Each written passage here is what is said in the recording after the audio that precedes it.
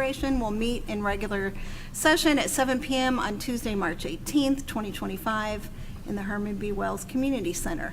This is a meeting of the school board and public for the purpose of conducting the school corporation's business and is not considered a public community meeting. There will be time for public participation as indicated by the agenda. The meeting site is fully accessible, and any person requiring further accommodations should contact the superintendent at the school corporation's central office. And before we begin, I would like to observe a moment of silence in remembrance of Mrs. Furman, who was a longtime teacher at the middle school, who unfortunately passed away last week.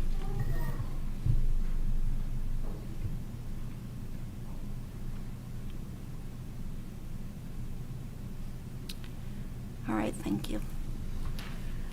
Mr. Haviland, can you lead us in the Pledge of Allegiance? Allegiance to the flag of the United States of America and to the republic for which it stands, one nation, under God, indivisible, with liberty and justice for all. And we do have a quorum present. Mr. Parks is unable to join us this evening. And the mission statement.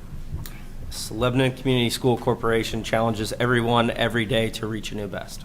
Thank you. Second item on our agenda is the approval of minutes from our February 18th regular meeting. Can I have a motion to approve those minutes, please? I'll make a motion. Thank you, Mr. Haviland. Can I have a second?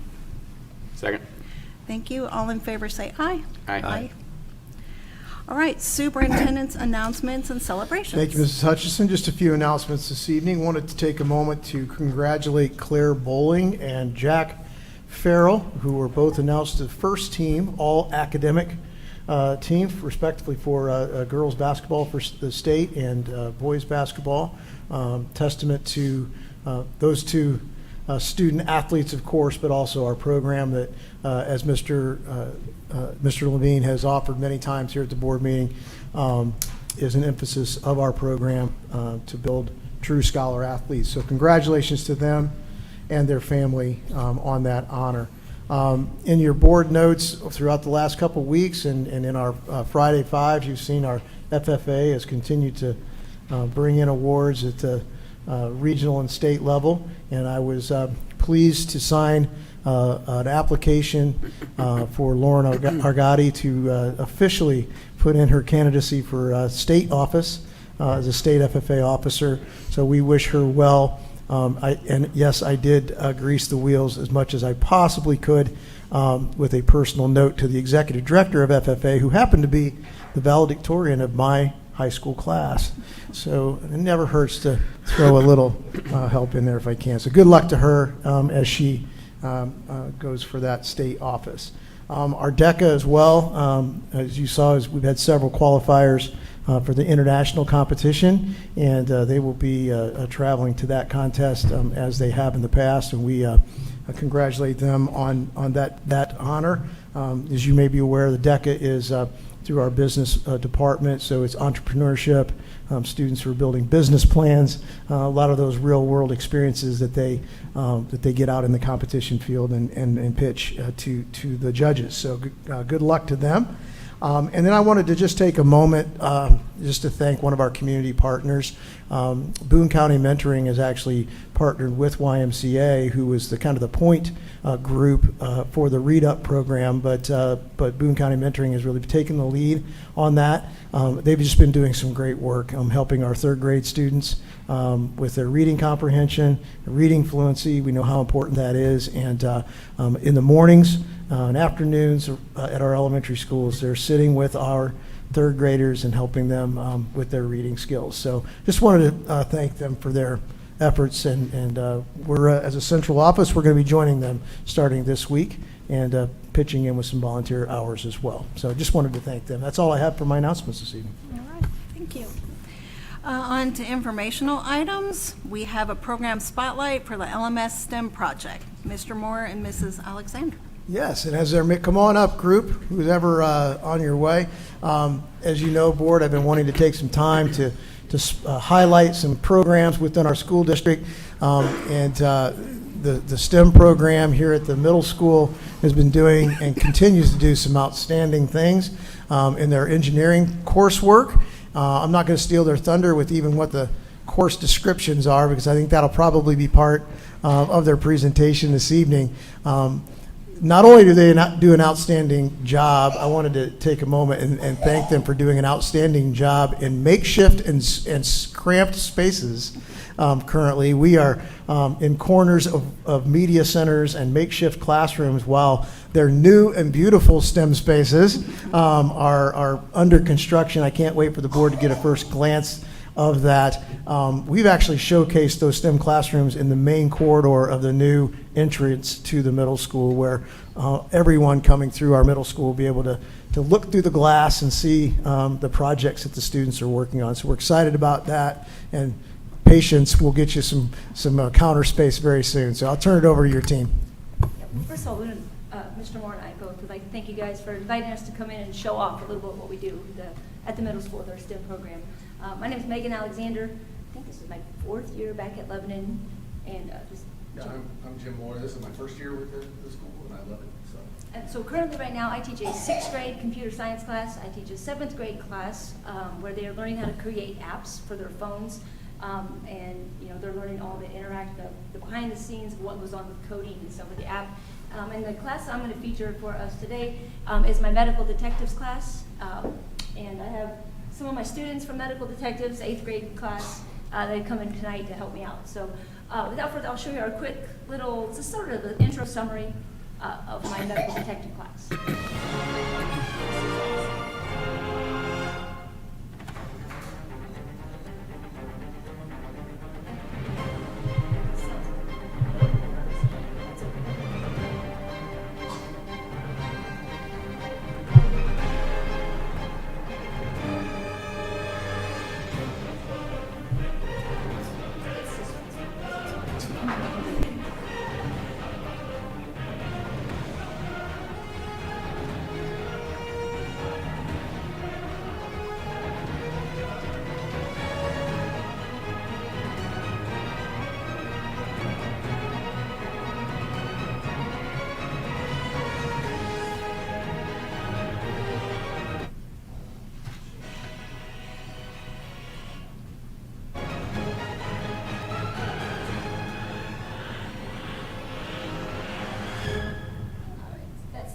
Short video. And then the students that have come in today, they wanted to talk a little bit. I've got Jackson Mefford, I've got Quinn Stutzman, Audrey Cooper, Emmeline Garcia, and Jalen Ruff. And they wanted to say a quick little about the class. Hello, my name is Jackson Medford, and my feelings about the class is very good. It kind of opened my mind up to more possible opportunities for my future, because I was really dead set on going to trade school, and now I think a little bit more about medical opportunities in the future. It really opens my mind to when I go to a hospital. I know a little bit more about what this doctor does, and it calms my mind a little bit, because I'm very injury prone, and I'm there a lot, so it kind of helps me calm my nerves a little bit more, now knowing what these doctors do. And it's overall a great class. I love it. And I think a lot of people should take it for the betterness of the community. And that's all I really have. Thank you. Hi, my name is Quinn Stutzman. My favorite part about the medical detectives is being able to identify a variety of diseases. So by doing that, we have multiple cases with different patients, and we get to see their different symptoms that we have, and get to just identify what they possibly could have. And as I grow up, I want to be in the medical field in my future. So getting to learn about how to do that is really advancing my mindset. So thank you. My name is Audrey Cooper, and one of my favorite things that we did in medical detective class was diving into the brains and finding tumors in them, and just experiencing that is so cool, and knowing what happens in my brain and stuff like that. That's all I have. My name is Emmeline Garcia, and my favorite thing about medical detectives is seeing what medicines work best on bacteria. To do this, we swabbed bacteria onto a petri dish, and we tested 4 different medicines and see which one helped get rid of the disease the best. Thank you. Hello, my name is Jalen Ruff, and and I really love medical detectives. It teaches us how doctors take our heart rates, how they test us, how they take our temperature, and it's really opening up opportunities for me when I get out of high school and college. For a second. So again, I'm Jim Moore. I currently teach design and modeling to 6th grade, and my 7th and 8th graders are doing automation and robotics. Try to make the class very collaborative in nature. There's lots of hands-on projects that we do. We follow a design process to design, build, test prototypes for customers or clients that are in the Project Lead the Way curriculum. Some of the things we do are like this. Jackson was going to demonstrate. Jackson was my student as well, so I get to borrow him. We had just got to push the button here. One thing. Yep. So this is a project that we did. It was a. Yeah, it's actually let's do this. Sorry, I got the two programs in here. Let me show you the right one. There you go. So anyway, we had a client descriptions. One of the things was the neighborhood was worried about cars speeding past stop signs, and our goal was to create something that would catch their eye. So the students came up with a stop sign, this rotating part in the back to catch the eye of the people driving by. And you just have to show the stop sign. Anyway, yeah, there was a group process. They all went through it and did it. It was, kind of enhances the critical thinking, problem solving, like how do we code this thing, how do we build it, what should it look like. There's lots of discourse. I think it does a good job preparing them for any kind of problem that might arise in the classroom or out in the real world. Jackson was one of my students, and he can talk about it a little bit. I have a few things to say about the class. It is a very engaging class. I think it opens up a lot of kids' minds. I saw a lot of kids in there who really didn't take a lot to school, but when they got in there and they started using their hands more, I saw them work, and it really made me realize that this class can open more kids' minds and help them. And I think it's a really good opportunity for a lot of kids to have, and it's just an overall great class. Thank you. So, I guess, if you guys have any questions or anything else about the program, we just appreciate that. We know it takes a lot to get something like this up and running, and the middle school kids, I think, they'll tell you, they appreciate having something a little different than a normal class, something more hands-on, something that's going to do a little critical thinking, a little, different. So it's a fun class to teach. See Mr. Dunshee sneaking up behind you there. Oh, goodness. I'll start Trying to off save with a us. question to him about, and maybe it's for the students as well, but I think we've seen an uptick in enrollment because students see the value in this, and students are going to be talking about this amongst themselves, and so I don't have any problem going down the hallway and explaining to Mr. Dennis that we're growing a program, especially like this. So what have you seen in that area? And if the students are part of that conversation, maybe, what's attracted them to the program in the first We place? started when we brought maybe back 4 years ago, and we had one teacher. You had about 2/3 of a schedule, I think, something like that, and we kind of filled the rest of it with what we had. And we were only teaching 3 things: design modeling, CSI, It was computer science. CSIM, and CSIM for all grades. for everybody. Yeah. So we only offered 1 class total, so everybody took the same thing. And then we built to where we built your schedule. After that, we said, this is going to explode. So came to you guys and said, can we hire another person? Hired them, and now they both have full schedules going through. We offer 2 different classes for each grade level, so they have 2 opportunities. One is more the theory side, so when you do all your app creators and stuff like that, it's some of those, and there are the others that are the building and medical detectives, so everybody gets to get in there. So I would also say that community partnerships and just help. I know we've had some grant money. Project Lead the Way has given us some funding to train these guys to do the program. So all of that has really helped the program just expand it to what it is. And like I say, we're full. It's one of those things where you can only do so many things in middle school in your 3 years, but this is one that we get a lot of kids to take. And we were afraid, you know, is that going to hurt the band numbers and choir numbers? Now they're just not taking the study halls like they were. They're taking these types of classes because they want to get their hands on something. Any other questions from board? Yeah, please.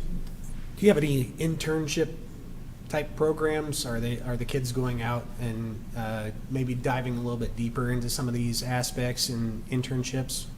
We don't, I mean, most of our kids' transportation is a big issue. But so we don't have this, I haven't had anybody actually going out and asking an intern, but I've had a few kids asking me about writing them like a letter of recommendation, like there was a Purdue summer STEM camp, and in my class, this was like my first year. This kid, I was surprised he was interested. He wanted to go on and do stuff like that. So I haven't really seen anything as far as internships necessarily. Interesting, but I think. Or even community partners that would come in and. I know we've had Fluor has come in and been guest presenters and speakers at some of our elementaries. I don't know if they have it in the middle school yet or not, but those are groups that are important. Mr. Parks, if he was here, he would emphasize that his associations of engineers, civil engineers, have goals to get out in the schools and present to the students and demonstrate things. So we're always seeking that with our community partners to come into the school. And we're going to be interested to see what happens with the STEM initiative in the elementaries as they're coming into our building. You guys didn't really have a lot of STEM opportunities in elementary, so this is the exploration side. But we're going to have kids coming in that know a lot more. You know, our robotics, we already talked about that. How are we going to do robotics? It's not going to be robotics 1 for half the kids, but there'll be others that need robotics 1. So we're going to talk about how we're going to differentiate those classrooms so that we have the experts that are going to go to competition side and go do that kind of stuff. And then we have the novice that, hey, never touched a robot, let's see what we can do there. So we're fledgling in what we're doing now, but it's, like I said, it's just growing. So I can see those partnerships definitely developing. It's awesome. Thank you. Thank you. Thank you, guys. Great job. Thanks, guys. Thank you. Good job. You know, reminder to the board as well, this was, you know, part of our conversation during the operating referendum was building 612 STEM, and then of course, as Mr. Dunshee pointed out, having a dedicated STEM instructional spaces as well as instruction at the elementary. So this is all part of that plan that we laid, gosh, many years ago now. It's going on several years. So just wanted to share that with the board as well. Thank you. Legislative updates. Thank you, Mrs. Hutchinson. Just a few here this evening. I believe it's tomorrow, right, Mr. Dennis, that they're coming back to talk budget. So what you have in your packet was the last Senate Bill 1 regarding school funding that has since, some of that language has since been amended. I've kept the board up to date as well, and you get your daily emails and weekly emails as I do from the School Boards Association. But I highlighted a few things in your background notes just to remind you of the items of concern and items that we would support as a public school through the budgetary process. We certainly are looking at you know, how property tax reform or revision would impact not only school districts but municipalities in general. So those are some things Mr. Dennis has already spoken to you about. That's what funds our operations fund, as you recall, is our local property tax rate. And the last Senate bill iteration would freeze that levy for 1 year, offer a 1% increase in the second year and a 2% increase in the third year. We know as school districts that our expenses are likely to grow more than 0, 1, and 2. So those are some big things. General obligation bonds is extremely important for school districts, including us, as that is how we're able to get some of our ongoing maintenance done, some of our smaller projects, purchase our buses through our transportation department. So we're keeping our eye on that as well. So we'll keep you posted here as the week progresses, but I think they're coming back this week, I think on the House side, or maybe both sides, to do that. Anything you'd like to add on the budget side, Mr. Dennis? No, I mean, Senate Bill 1 was the hot one coming out the midway point of the session. I spent 3 hours watching House Ways and Means integrate features of House Bill 1402 with what will be Senate Bill 1. And some interesting thoughts about capping the property tax rate for any district at $3 no matter what. Initially, that seemed fairly benign for us. There's not a single taxing district in our school district, almost, I believe, 10, where a homeowner would pay $3. However, with that comes the elimination of the business personal property tax, which would shift burden back to the homeowner and lower AV, and so that would artificially inflate property tax rates, and we probably would hit $3 in some spots there, thus invoking circuit breaker. It may seem odd to say we're still early in the session, but truthfully, early in this session is every day until the very last day, because that's the day that you figure out what the bills actually will be amended to and eventually passed on to Governor Braun. So I think everyone has accepted that best case scenario for public schools will be a freeze in revenue for the operations fund. That's the best case scenario at this point. Our lobbies are working hard, our associations are working hard to prevent any cuts in those funds, but certainly a freeze in revenue is looking like the realistic and probable outcome at best for us at this point. And then on the local level, I'm continuing conversations and actually starting to begin some newer conversations with folks in local government, because when you're talking about property tax, it's hard to not have a conversation about tax increment financing districts. And in many cases, in those cases, I should say, it's not a matter of the taxes not being collected; it's where the taxes are being directed. And there are opportunities for redevelopment commissions to pass through those tax dollars to the taxing units. So, just for the board's information, Mr. Dennis and I are having those conversations with local representatives and talking about scenarios where what that could look like. Our friends in Plainfield have enjoyed that relationship for many years. We spoke to our colleagues at Northwest Hendricks this past week, the Redevelopment Commission, who's embarking on a large to-be-announced project upcoming, I think, in their area, actually approached the school to assure them that they will be receiving pass-through dollars as part of that project. So that was a refreshing conversation to hear from them. So I do think you'll begin to hear some of that. I believe you're starting to hear some of that at the state level, and representatives are asking those questions to the redevelopment commissions. So those are things that we will keep on the front burner as well. As Mr. Dennis said, our expenses are what they are. Not that we can't become as efficient as possible, not that we can't become mindful of where we can save those dollars. We owe it to the taxpayers to do that as well. But when you are staring down a 50% increase in casual and liability insurance over a 2-year period, those are things you can't control. So just for the board's information. There's two more. One is the partisan school board candidate bills. The current one is coming through the Senate. It looks like it's getting traction again. Just from a personal, professional standpoint, I've kept the board apprised of my communications with the representatives, and our associations have opposed that position of partisan school boards. Feel like that the prerequisite for a school board member should be their support for public schools, hold the superintendent accountable, hold us accountable for being efficient, effective, and policy making, and understanding that we are a public body. As part of that, I've shared with legislators that we are very diligent, and all of my colleagues I know are, as public school superintendents, in reminding our staff to be factual in their presentation of content, and to keep their personal political positions out of the conversation, other than to tell the students when it is their personal position, but not as the content itself. So it's hard for me to reconcile a partisan school board election where is partisan at the governing body level, but we're asking our teachers to do the opposite. That's been, I believe, one of my stronger arguments, but that argument does not seem to be getting traction in this conversation.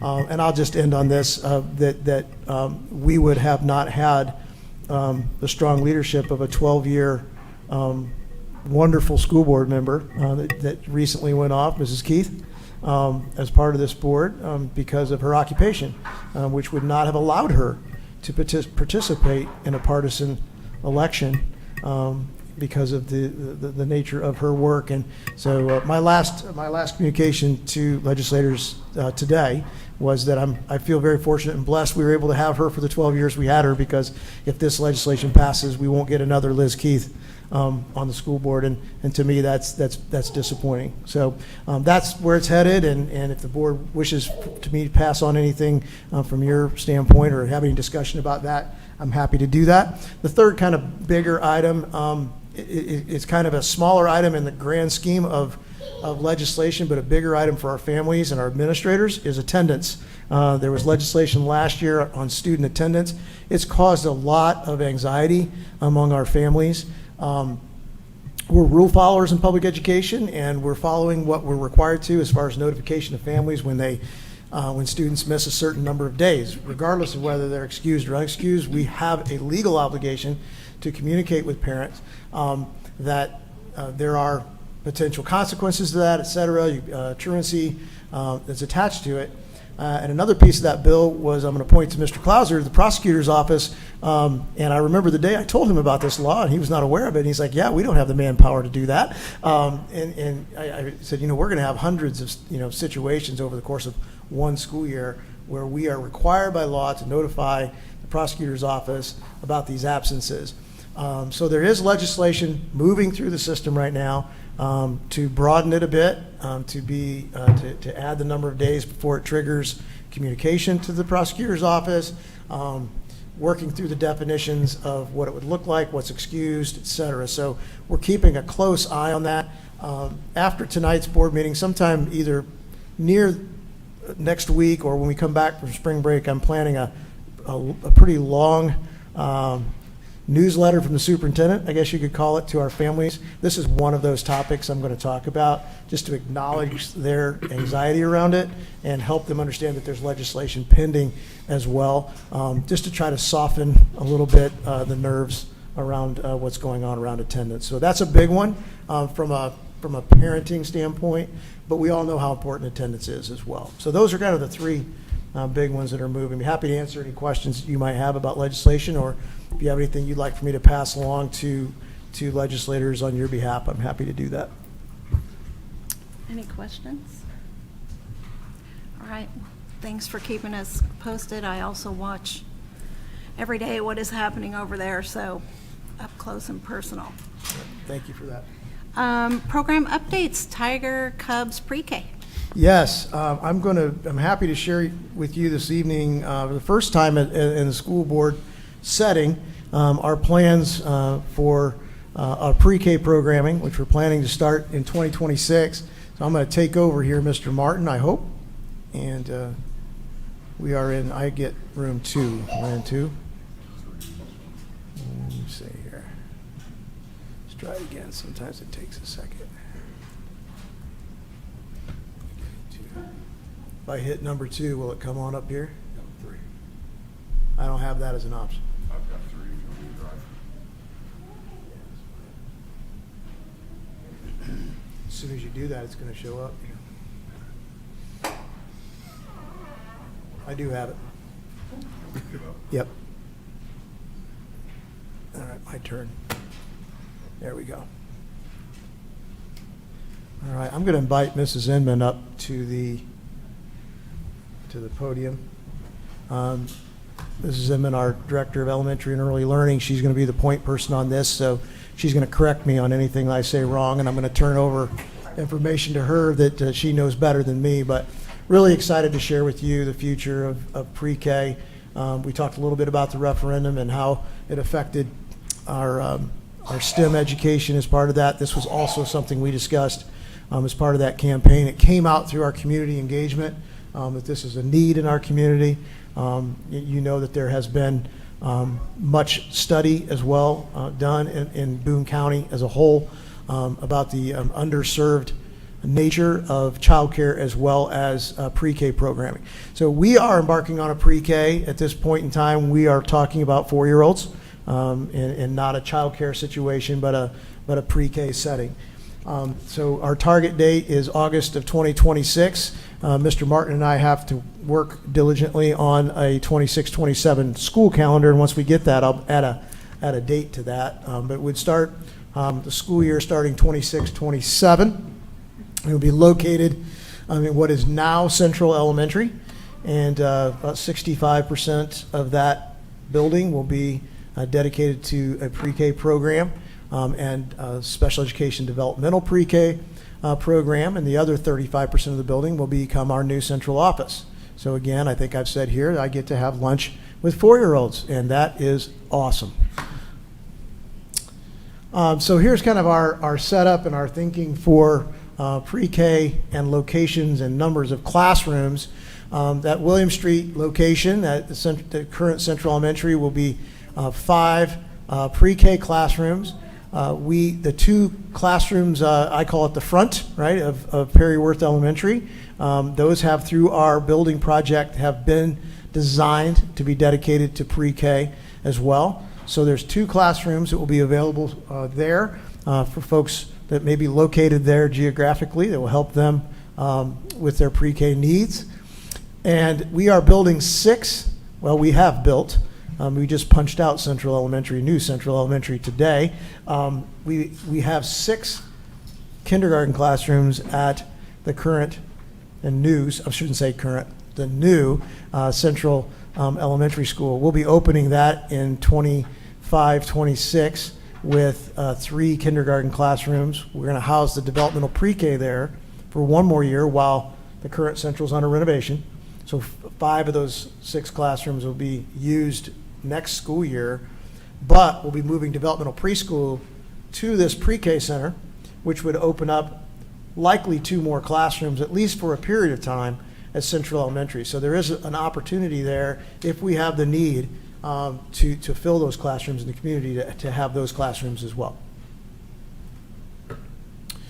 We'll be staffing this with a principal, and we plan to post that position in the next month or 2, likely the first part of May.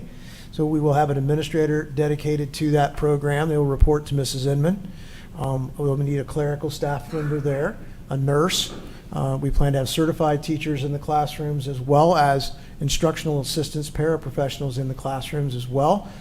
Mary Beam will talk a little bit more about that perhaps when we talk about PAS, the quality and certification of the program, and the student-teacher ratio that plays into to how many staff members that is. And we'll have a custodian dedicated for the entire building, not just the pre-K, but we will have a custodian. That's for the first time in the central office. We'll have a daytime person for that piece, but he or she will be helping the entire building. So the curriculum, I'll let Mrs. Inman talk a little bit about that and how that selection takes place, how that looks from an assessment standpoint. So I'll let you go ahead in the program certification. So I'll let you take this slide. Okay, thanks. Good evening, board. Curriculum, we're currently looking at curriculum. We have a small committee, but we plan to, as soon as we are able to hire the administrator over that program, to have a larger committee of stakeholders from the school community that can help us in the final planning process for this. But some of the curriculums we're looking at are creative curriculum. It's the most popular program that's used in pre-K in the United States. We're looking at High Scope and Hegarty pre-K curriculum. We currently have some Hegarty phonics materials that are used in our elementary schools, so that might be something nice that would align from pre-K through elementary school to support our kiddos. All of those have inbuilt assessments, so that lends itself to benchmarking students. We also currently have access to the Brigance, which we use in our developmental preschool to development. It's a screener for there's a 3-year-old, 4-year-old, and 5-year-old version, and so we use it in our developmental preschool. It's given 3 times a year and just looks at progress for kiddos and where they are so that we can make sure we design our instruction to meet where they are. A couple other things that we're planning or looking at using are there's an ELCO checklist that's a rubric, it's checklist rubric that identifies language and literacy rich environments in classrooms, which we know is really important. And there's an ECHRS, these are acronyms, so ELCO and ECHRS. ECHRS is a materials checklist and rubric that looks at high-quality materials to make sure you have developmentally appropriate materials in your pre-K classrooms. So those are some of the things we've already started to identify that are needs that we have, but we'll certainly look more in depth at that with our committee to make sure we choose the right tool. Something Dr. Milliman mentioned was On My Way Pre-K and Paths to Quality. So to be an accredited preschool, we'll have to go through Paths to Quality. It's through FSSA, the Family and Social Service Administration. There are 4 levels. Obviously, we will be a level 4 at some point. Level 4 is a national accreditation. So a level 1, and all early childhood programs that would accept On My Way Pre-K vouchers or other assistance like that have to go through these Paths to Quality. They don't have to be a level 4. We want to be a level 4 because we want to be nationally accredited, and we will, and we should be as a public school. But level 1, the 4 levels are, the first one's just health and safety, and then the second level encompasses that, and then learning environments, and then the third one is a planned curriculum. So we'll open with all of those things in place. It's much easier for a school district to go through this because you already have those health and safety things in place in a school district for elementary and middle and high school. And we will be looking at accepting On My Way Pre-K dollars, because Dr. Millman's going to talk in one of the preceding slides about the enrollment process and how students are able to get into the program. But On My Way Pre-K is also through FSSA and provides financial vouchers for 4-year-olds who qualify based on family income, so that all children can access high quality early childhood program, which we think is really important for our kiddos in Lebanon. Cool.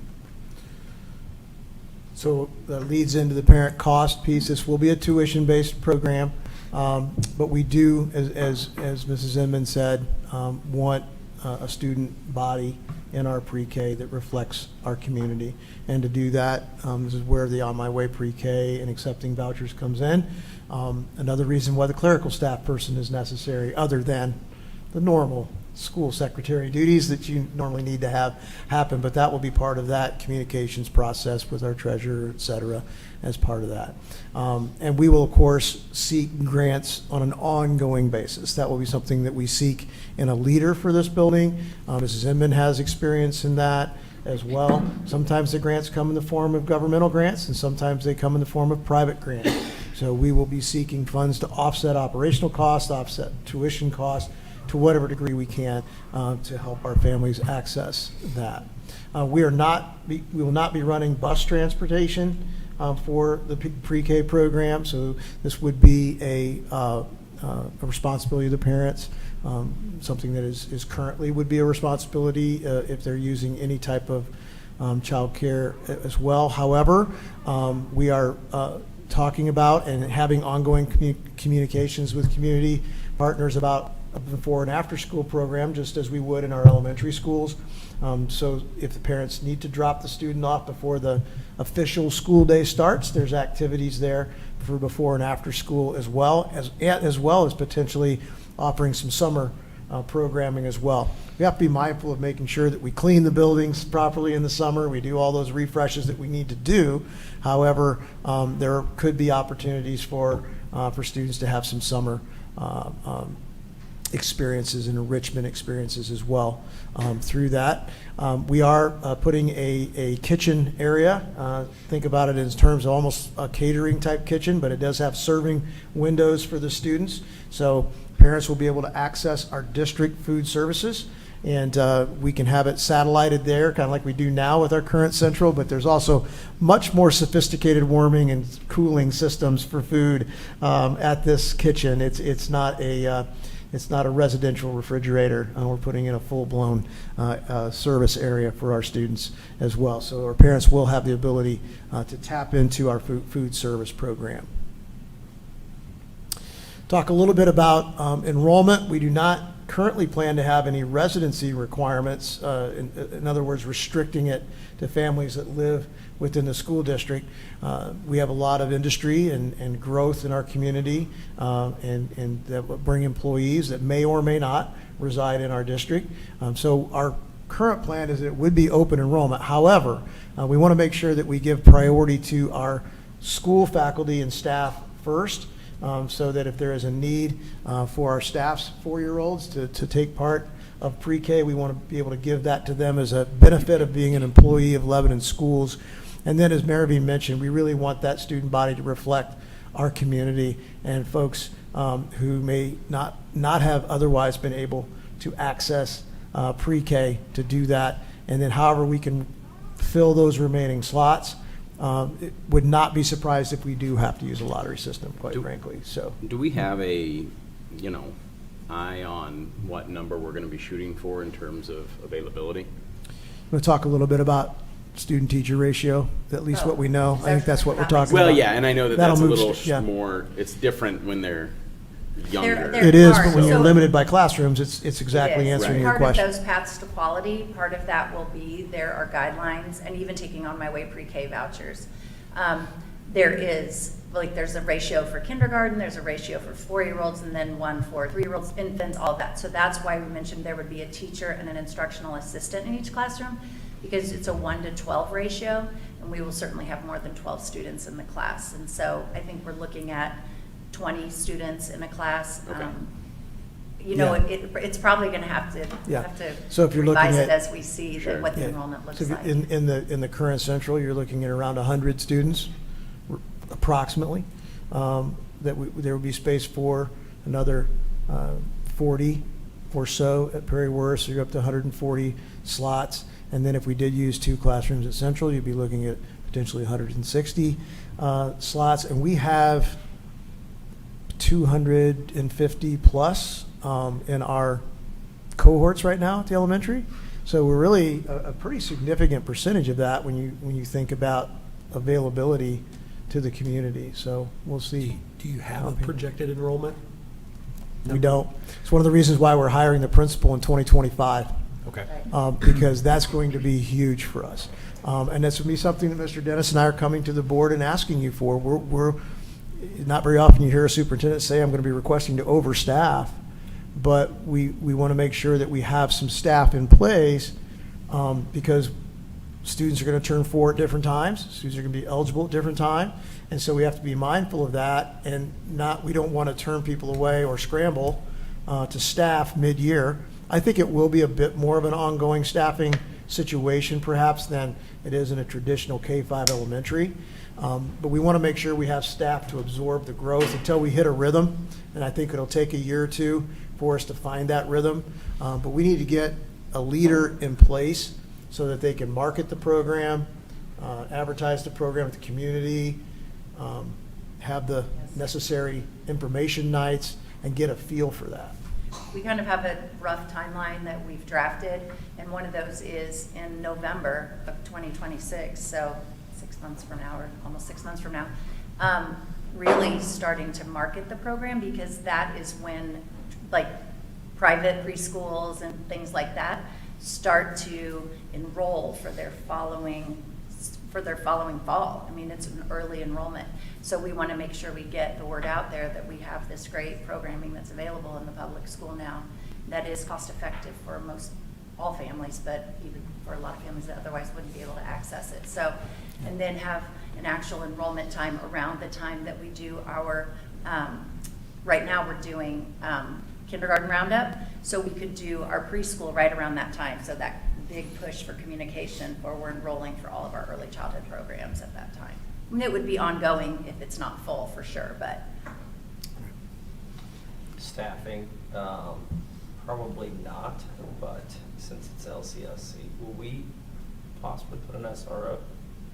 As a matter of fact, I don't know if we've talked about this with Mr. Smith, but you'll see in the pictures of our design that the office is there for the SRO. And our thought, maybe Mr. Smith, that might be your police chief office there. So it's a nice, awesome space. So yes, we do have plans for an SRO there as well. Yes, That sir. SRO office actually opens up to that preschool side. It's on the entrance preschool. there. It's just like the elementary designs. We did the exact same thing, and there's a window that goes right into the entry of the pre-K. However, the office is part of the administrative suite through other means in the other hallway, so it's interconnected. And so, yep, it's all part of it. I apologize if I missed this. No, you're fine. This is going to be an all-day pre-K? Yes, Okay. yep, With no transportation for morning or afternoon? correct. Is that something that we could expand upon, or no? For local, you know? I'll let Mr. Dennis answer that question. I think that would affect the revenue model of this, certainly. The limiting factor of that right now is certainly the number of people with a yellow card that can drive a school bus. This is going to run us right into the start time of what our elementary schools would be doing. So utilizing our current staff may be a challenge, although in saying that, depending on when we would start the school day there, there's a possibility that we could utilize, almost become a three-tier system with high school, middle school, elementary, and then pre-K. Again, the revenue of that would be the consideration.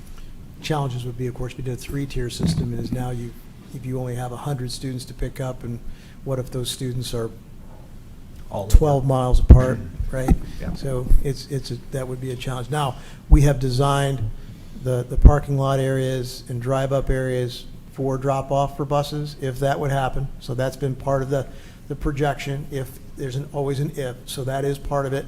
And as well as any of our local daycares that currently drop off at our elementary schools, that's part of the design as well, to have room for those smaller buses, mini buses that you see from many of our community partners, would have the space to do that as well. So I want to clarify that our special ed preschool that will be housed there, that will be transported. they will still Yes, continue yes, to of course. qualify Yep, for transportation. yep, they'll be, and that's part of that bus lot, because twice a day, we're gonna need them to drop, so we will need a bus lot as part of this as well. Yeah, I think this is super exciting, and I don't know that I'm going to be benefiting from it personally. I think I might be just past, my kids might be just a tick too old, but, pre-K and daycare services is anywhere from $12,000 to, $20,000 to $30,000 in some situations. So I know this is a massive problem in our community.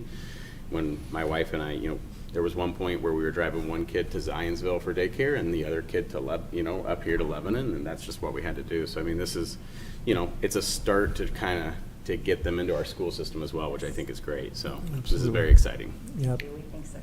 Yeah, we're excited to get going, and excited to pick that leader as well. I've reminded the team, because we're all going to be part of this potentially here in a few years, that the operating referendum will likely buoy this, which is in order to suppress the tuition and make it accessible, you've got to offset that cost somehow. I mean, the staffing costs are going to be what they are. If they're part of our health insurance and benefits programs, those are things that we can't control. And so those are ongoing escalating costs. And, our community said that this was important to them. We're giving it to them. And so we likely will be having to ask them to continue to support it. So but we're excited as well. So thanks for your questions tonight. Thank you. I think I'm up next. Yes.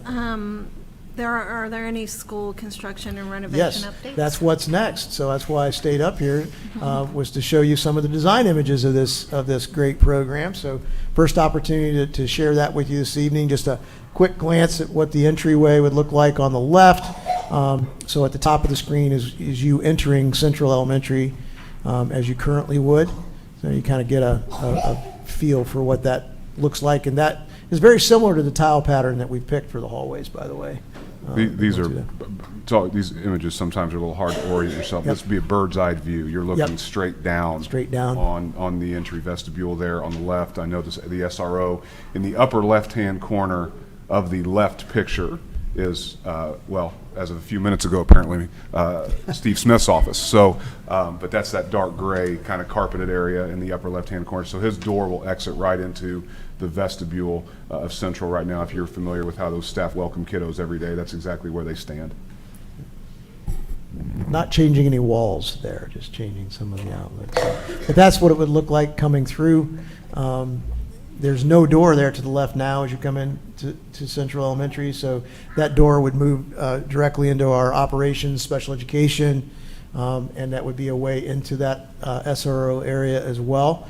We are keeping the stained glass as well, so that is correct on that picture. Excited to do that as you enter the building. So now you kind of get a pedestrian's size view of that area, looking back toward that entrance. Hate to keep beating up on him, but Please. Steve, there's your door right there. There's your door right there. And window. Some images of the cafeteria. Looks a little different than it does today. Looking back into the hallway in the top left and the bottom there as well. Don't have a good shot yet of the serving lines, but if you turn around from that top right-hand view, behind you is the kitchen. If you've been in Central to know the stage area at Central, the stage will be demolished. That will come down to floor level. There'll be a wall moving across there, so that entire width of the stage and the whole length of that side of the cafeteria behind that wall will be the kitchen area. So quite different than what we currently have for the students. Transformation of the gymnasium. It will be getting new flooring and some fun activities for the students to participate in. As part of that, the steps are staying there, but they're getting recarpeted as they badly need recarpeted. So that's it. Any questions on the pre-K? There's more that I'll share with the board in the months to come, but any questions about those spaces? That's pretty much the color scheme throughout the entire pre-K. And I thought I'd share with the board here at the end of May and the end of the school year, we'll be starting our renovations at Hattie B. Stokes Elementary. So just thought I'd show the board a few images of that, the transformation of the main office area to greet our families as they come to the building. Off to the right there currently is a kind of a separated office. So the walls of that will come down. So now it will be, a whole kind of welcome center as you come into the building. Quite a transformation in the atrium area, carpeted, new sound absorption on the wall. The skylight area will get a refresh, the ceiling will get a refresh on all the paint colors and paint schemes within that area as well. Behind you, basically looking almost from this direction as well, there's a room off the atrium that if you cut a hole in it would be where the SRO current office is, but it's really not much bigger than a broom closet. You really barely can get the door open and have a separate chair sitting there next to the SRO's desk. So we're going to be expanding that SRO's office into another adjacent building down the hall. So we are expanding that office, and then we're cutting a window, just like in all the other buildings, that will look into that atrium and people entering the building. So that will be consistent across our 4 elementaries and our pre-K. The upper left, if you've been in what is now kind of a computer lab, it has risers in it. This is a classroom that's connected to our media center. The risers are all going to be taken out, so it'll look like that when it's completed. It'll have a flat space where the students can work in a STEM space similar to, actually it'll be probably larger than the other STEM labs in the other buildings, just because of the footprint that they're working with. In that classroom should look familiar, other than the blue cabinets that we're keeping at Hattie B. Stokes as part of the renovation, but everything else looks the same. And then the cafeteria is getting a refresh as well, getting acoustical panels, new ceiling tiles, lighting, new lighting on the stage, a new stage curtain, new floor tile. So it's getting a whole new refresh as well. The bathrooms will be the first thing that gets worked on. All those will match all the 4 of our elementary schools, same tile schemes. If you've seen those pictures, you've seen them in person. Same basic carpet, paint schemes, etc. A little different at Hattie B. Stokes than the other 3, only because we're keeping some of that cabinetry that has some of those colors, the green and the blue. So there might be just a slight variation of that.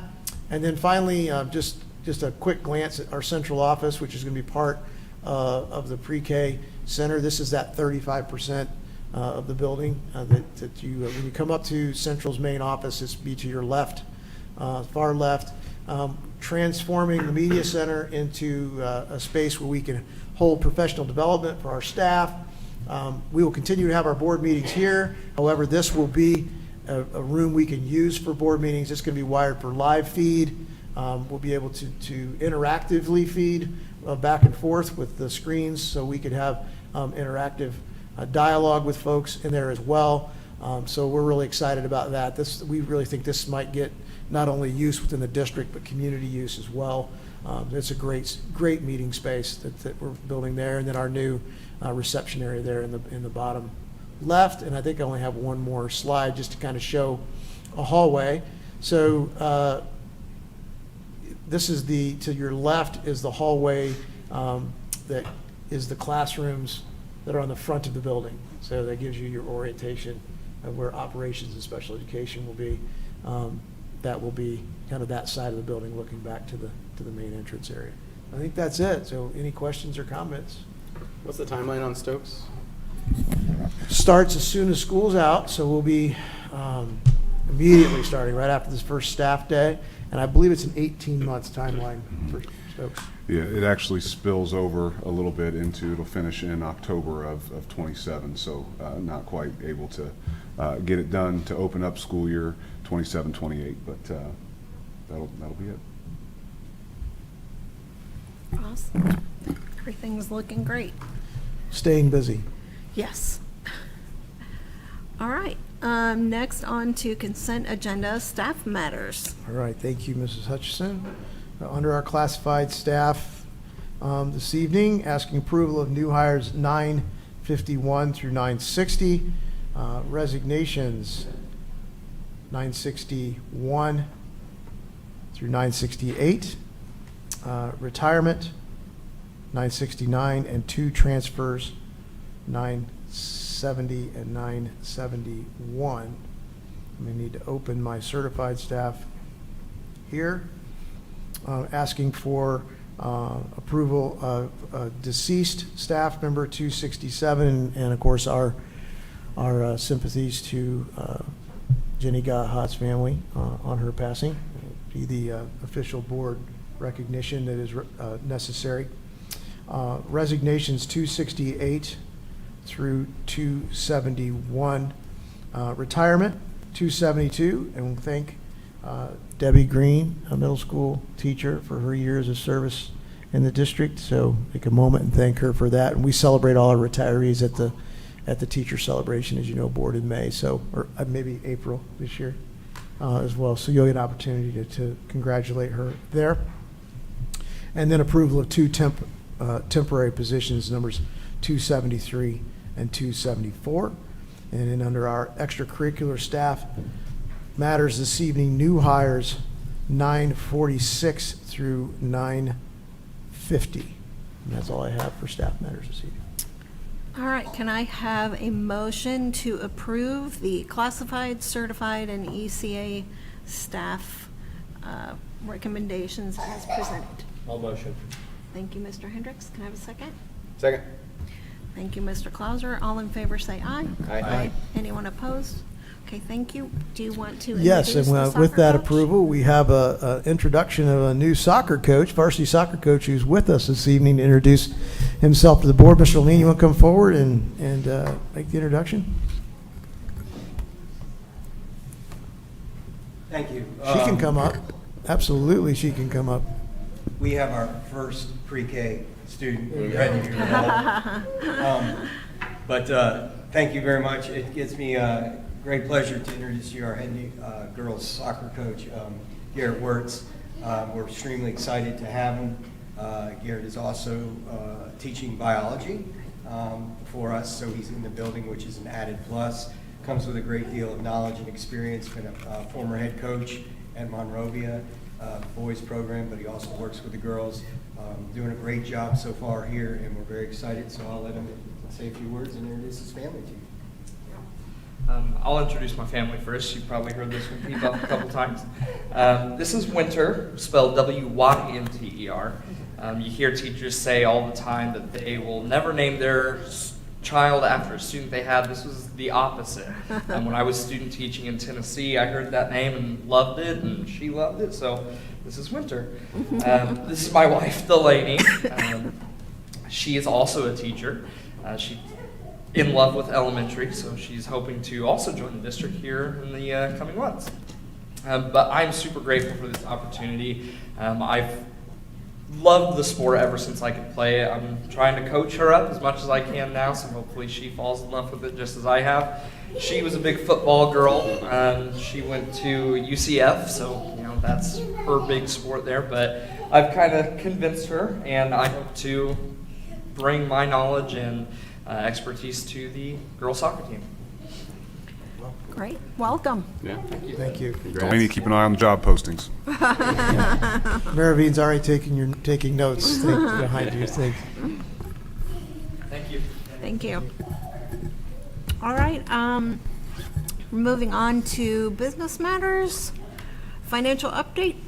Thank you, Mrs. Hutchison. As always, board provided our 12-month, month-over-month performance, as well as the month-in-depth, and always, as always, happy to answer any questions the board may have about either of those two reports.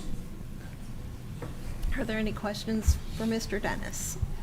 All right, Mr. Dennis, how about approval claims for payment and payroll? Yes, two payrolls here, one for February 28th and one for March 14th, totaling $2,394,058.86. Claims for the same period in the amount of $2,563,527.05 for a total amount of $5,633,627.01. Diligent moved on me. I did not have a moment.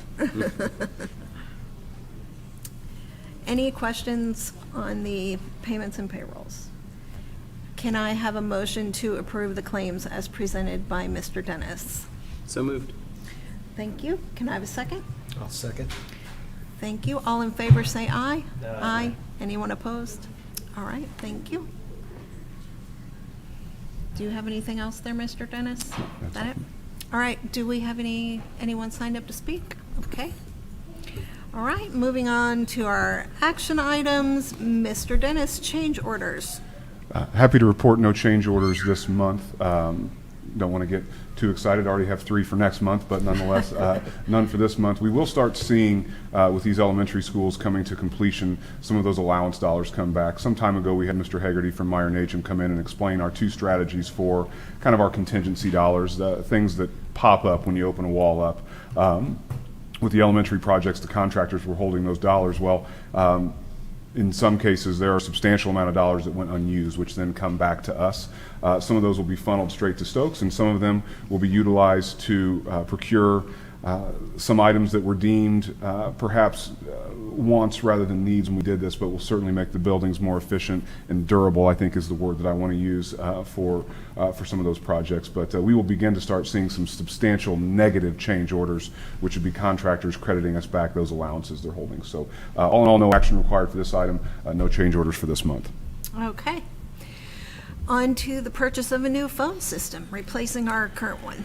Yes, this is the culmination of almost a 3 months long process of replacing our phone system. Last addressed in 2006 were our district phones, the phones that are sitting on the desks of our teachers and our administrators.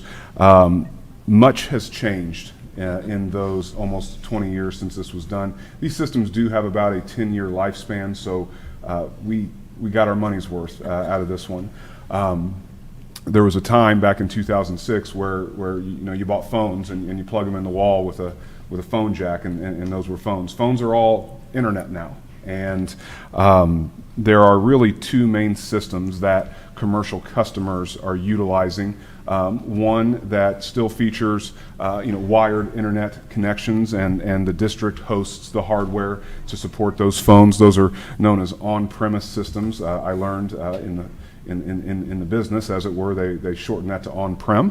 Had to learn that little vernacular quickly. The other version is a cloud-based system where the infrastructure to support your phones is the responsibility of your vendor, but you pay a substantially higher service charge for that fee. We received quotes from multiple, I'll call them brokers. These companies sell the services of phone services similar to maybe the way you would procure your homeowners or car insurance. But nonetheless, we received quotes from multiple vendors and ultimately received Sourcewell cooperative pricing on this. Ultimately, what this boiled down to was ongoing costs in the operations fund. This is where we pay for these particular services. So an on-prem service, our cheapest option was an $18,000 annual service charge, whereas the cloud solution was $45,000. And for everything that Dr. Milliman shared with us earlier about the legislative update and the likely, at least frozen revenue in the operations fund, my recommendation to you this evening will be to preserve and limit as many operation fund ongoing expenditures as possible. And so the recommendation from me tonight will be, and what I'm bringing to the board for adoption is going to be the on-premise solution through Mitel, which will feature an annual charge of $18,000. $18,000 versus $45,000, when you figure this system at minimum has a 10-year lifespan. We went to 20 with our last phone system. When you extrapolate those numbers out that number of years, you represent hundreds of thousands of dollars worth of differences in expenditures in the operations fund. We would also be the first Indiana school district to go to the cloud. This is the trend, I will say, in commercial world and in businesses. There are many businesses that are utilizing the cloud. I was unable to find a single peer in Indiana that had adopted a cloud-based phone system. And phone call after phone call with my colleagues yielded the exact same reason. It's awesome, but it's expensive. I don't doubt that our next phone adoption at LCSC will likely be the cloud, much like you can no longer have an iPhone 9. Apple just is not going to support an iPhone 9 anymore. It will likely get to a point where these companies will no longer support on-premise solutions and it will entirely be in the cloud, but that is not where we are now. So with that being said, there are two buckets where this will be funded from. As the board sees in the background notes, this agreement is just over $274,000 that I'm bringing to the board tonight. Some of that is infrastructure, the phones, and those are able to be supported, and this was always the plan with the phone system, is to support that with proceeds from our debt issuances, our bonds, and this was budgeted as a part of the bonds, and that is going to be just over 171, in fact, just under $172,000.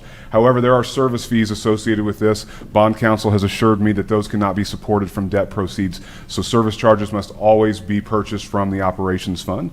What this will do is this will push back 1 year, and Ms. Nichols understands this and she is supportive of this. This will push back 1 year the adoption of a new routing software for transportation. Much like phone systems are migrating to the cloud, so are transportation routing software. So in this budget for the operations fund for 2025 was an amount that is roughly equivalent to what this is from the operations fund. We will be able to push that back 1 year. Again, when we embarked on this, the thought was you could purchase phones from debt proceeds. Turns out the service charges with whatever you choose are immense, and certainly the cloud was more. So this was not necessarily a surprise amount that would be coming out of the operations fund, but in truth it was originally slated for transportation routing software, but Mrs. Nichols is fine with pushing that back to 2026, and we'll certainly take care of that then. So with that, happy to answer any questions about the phone system, but this is the time to do this. We are experiencing a very large net increase in the number of rooms in our district with the construction of the new Central Elementary. Do not have the current Cisco phones to even place those in those rooms, so this quote represents placing a new Mitel phone in every existing classroom and office that we have, as well as the additional rooms that came on with Central Elementary. So happy to answer any questions the board may have, but otherwise requesting the board's approval of this 5-year deal with Mitel for phones. Does this have the ability to be upgraded to the cloud? So we made sure that these phones, so that ability all resides within the actual phone that you choose, and these phones do have that capability and would be able to, perhaps maybe at the end of this 5-year service agreement, maybe it is time to go to the cloud from there. At that point, wouldn't be necessarily coming to the board with a purchase of new phones, but just a new service. Any other questions? I feel like this is one of those things you just never want to have to purchase.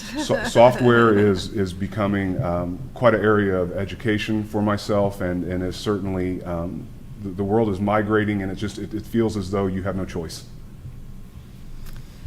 All right, can I get a motion to approve the purchase of a new phone system? All motion. Thank you.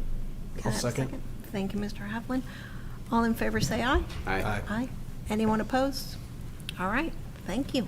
I want to thank Mr. Smith for his hard work on this. He's done a lot of legwork and research and kept us apprised of the ever-changing landscape around this. So just want to thank him for his hard work.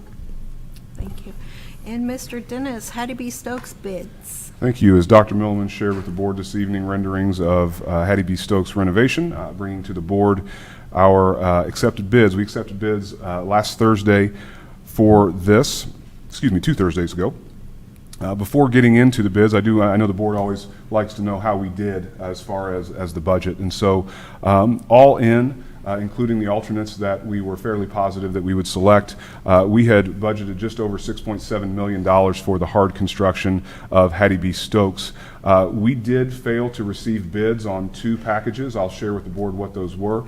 Those are already out to bid again and will be accepted next week. We did make some modifications to those packages to make them more palatable for our prime contractors. But factoring in our budget number for those bids we did not receive, as well as the bids that we did receive, we are going to bring to the board tonight just over $5 million in total bids. Keep in mind, I'm missing 2 packages with that. If we place those budgeted numbers in there, we're looking at just over $5.9 million. So we ended up with a variance to the good of $817,000. Again, we'll see how those HVAC, fire suppression, and drywall bids come back next week. But again, we are not going to be reading all of the bids this evening because we did not receive 2. So with that being said, this is the first time we've done this with you, Mrs. Hutchinson. In the past, I've just read them all and then taken one motion from the board to approve all of them. Is that still okay? That's fine. Perfect.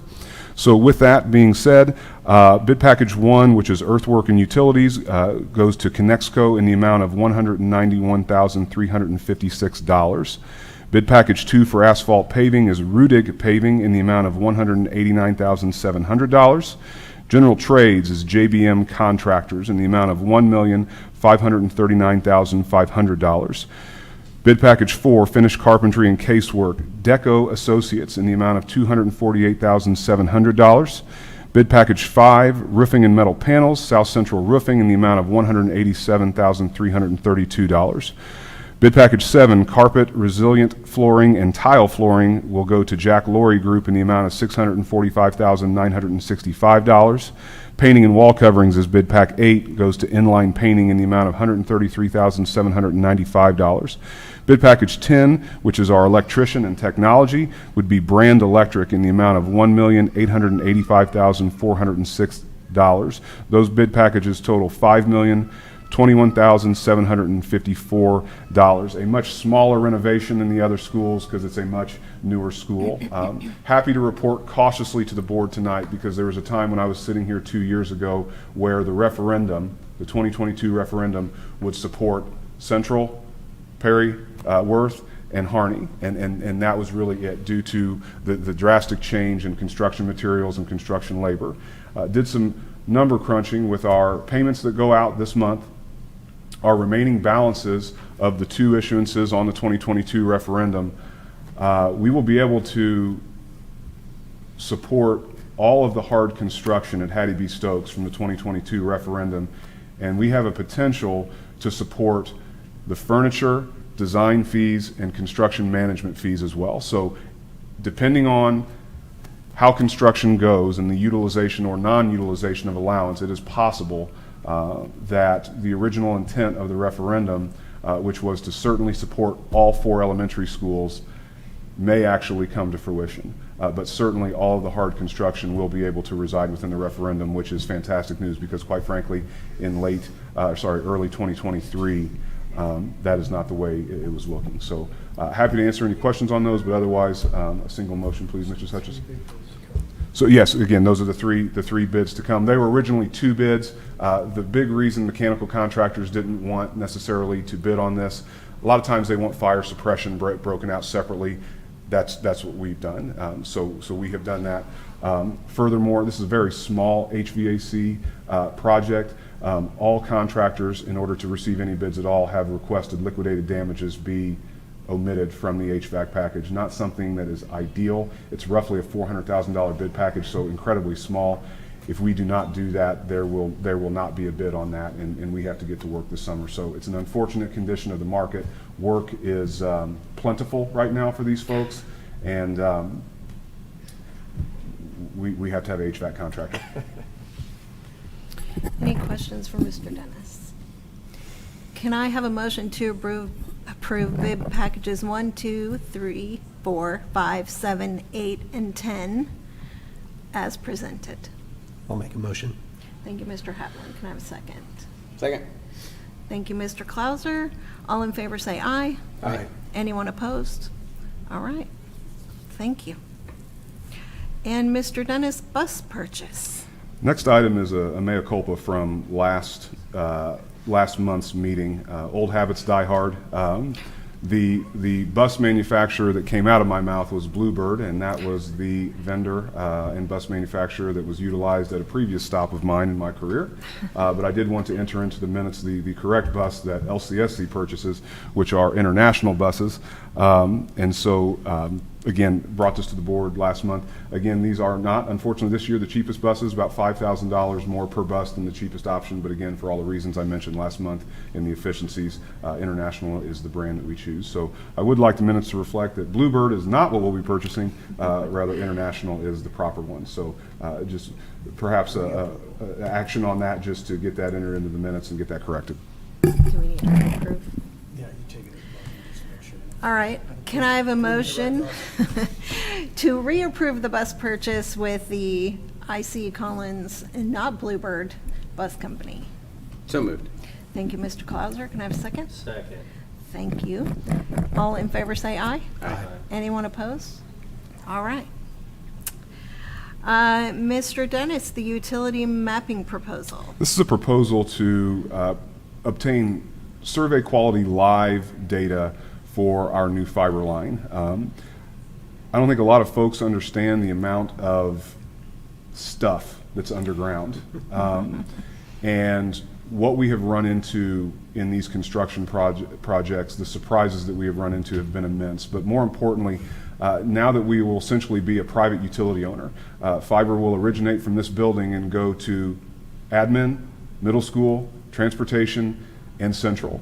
And that happens through a contiguous line underground.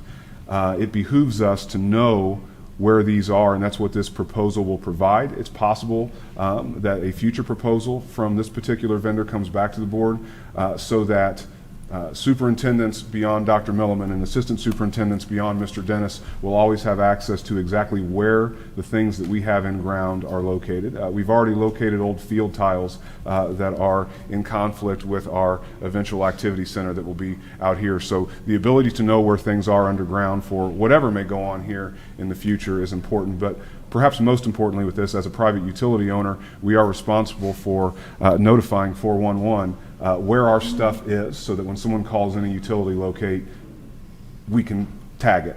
That's our responsibility. That's what this agreement does for us, is provide us with the data to give folks that information of where our utility is. Any questions about the utility mapping? All right. Can I have a motion to approve the utility mapping proposal as presented? All motion. Thank you, Mr. Hendricks. Can I have a second? Second. Thank you, Mr. Clauser. All in favor say aye. Aye. Aye. Anyone opposed? Okay.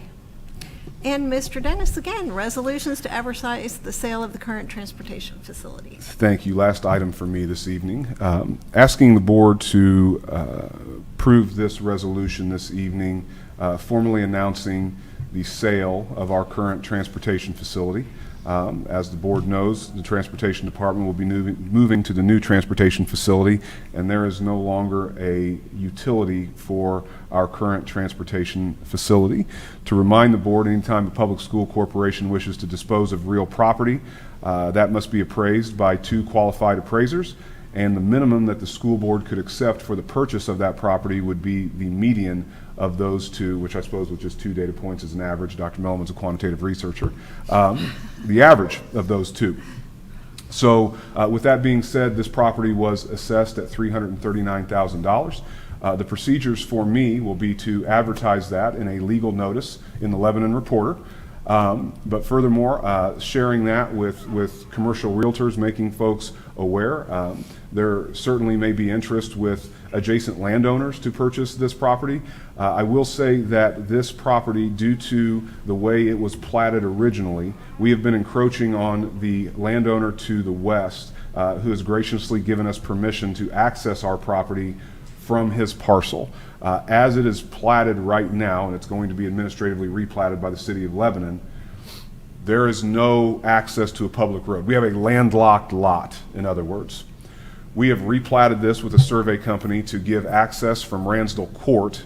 That is where the eventual owner of this property, if it's not an adjacent landowner that would just absorb it, would access this property. It makes this property desirable for non-adjacent landowners.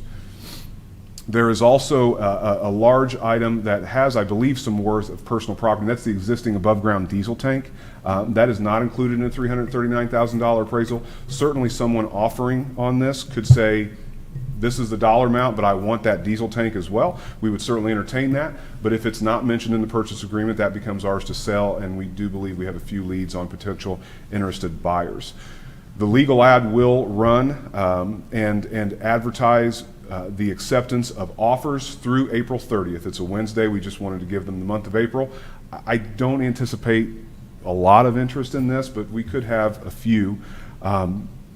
The last thing we have to do before we can officially offer it for sale is current ordinance in the city of Lebanon is no smaller than 5 acres for a commercial lot. This is 1.47 acres, so it is our responsibility as a seller to apply for and receive a variance from the BZA. That will happen on April 7th, first Monday of the month, that coming up here in a few weeks. Once we receive that variance and the plot is administratively replatted, we will officially offer it for sale and start receiving offers. So this resolution simply is when those steps happen, the board recognizes that I'm going to put this in the paper to sell for no less than $339,000. Very much like selling a home, except we can't go lower. Sharing with them, I can't even accept an offer of less than $339,000, so don't turn it in. It has to go up. Certainly it can go up, but no less than $339,000. If we receive no offers for $339,000, then we can't sell the property. We keep it. Okay. Try again. Any questions about the sale of the current transportation facility? So can I have a motion to approve Mr. Dennis advertising the sale of the facility? I'll make a motion. Thank you. Can I have a second? Second. Thank you. Mr. Clauser, all in favor say aye. Aye. Anyone oppose? All right, thank you. Overnight and out-of-state trips. I have 2. Do you want them separated or together? You can put them together. The 2 trips will be the traditional band and choir Kings Island trip for the middle school and DECA international competition in Orlando. Sounds fun.